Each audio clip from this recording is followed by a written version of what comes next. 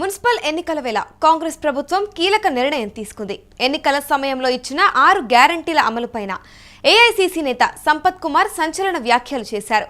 Municipal ఎన్నికల ప్రచారంలో 4000 pension, మహిళలకు 2500 పథకం పైన కమెంట్స్ చేశారు.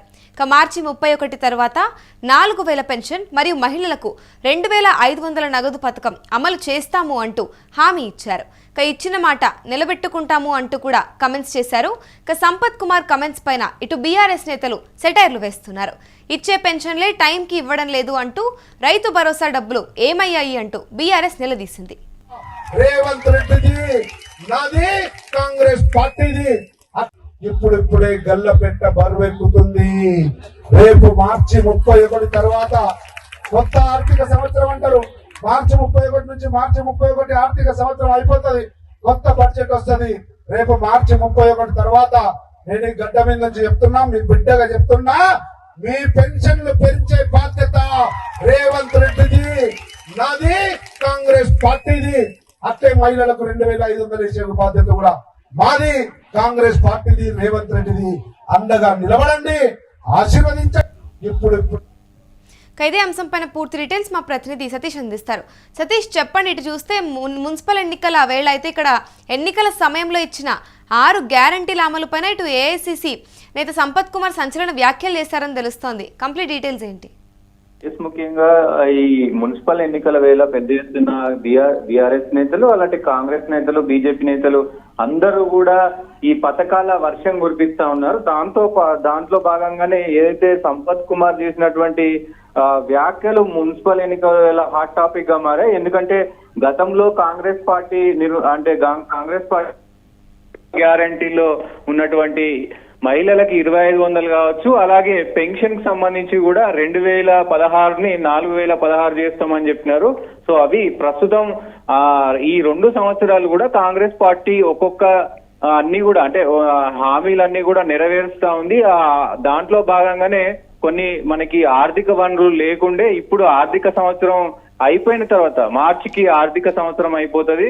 సో మొత్తం కూడా మళ్ళీ కొత్త బడ్జెట్ వస్తుంది. ఆ కొత్త బడ్జెట్ లో కంపల్సరీగా 4016 పెన్షన్ ఇచ్చే బాధ్యత నాది, రేవంత్ రెడ్డిది.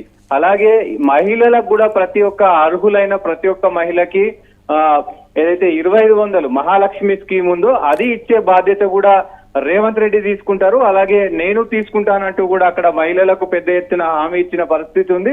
కానీ దీనిపైన ఇప్పటికే పలు విమర్శలు కూడా వినబడతా ఉన్నాయి. ఇప్పటికే ముఖ్యంగా ఈ మహిళలకు సంబంధించి కానీ మొత్తం 6 గ్యారంటీలకు సంబంధించి కానీ ఎక్కడ కూడా పథకాలు అమలు కాని పరిస్థితి కనబడతా ఉంది.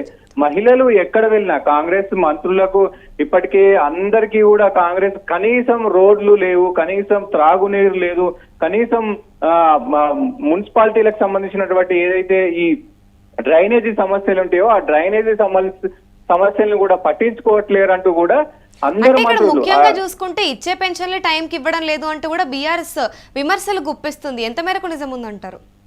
డెఫినెట్ గా అంటే ఇది వాస్తవంగా తెలంగాణ ప్రజలకు తెలిసినటువంటి విషయం. అంటే గతంలో ఎప్పుడు కూడా ఈ పింఛన్ విషయంలో గానీ రైతు బంధు విషయంలో గానీ ఎక్కడ కూడా జాప్యం జరిగిన పరిస్థితుల్లో, ఎందుకంటే కరోనా టైంలో కూడా పెన్షన్ కరెక్ట్ టైంకి ఇచ్చారు, రైతు బంధు కూడా కరెక్ట్ టైంకి ఇచ్చారు. కానీ కాంగ్రెస్ ప్రభుత్వం వచ్చిన తర్వాత దాదాపు ఈ పెన్షన్లు ఇవ్వడం ఒక్కొక్క 2-3 నెలలు ఆల్రెడీ ఇవ్వలేదని కొన్ని నివేదికలు అయితే చెప్తా ఉన్నాయి.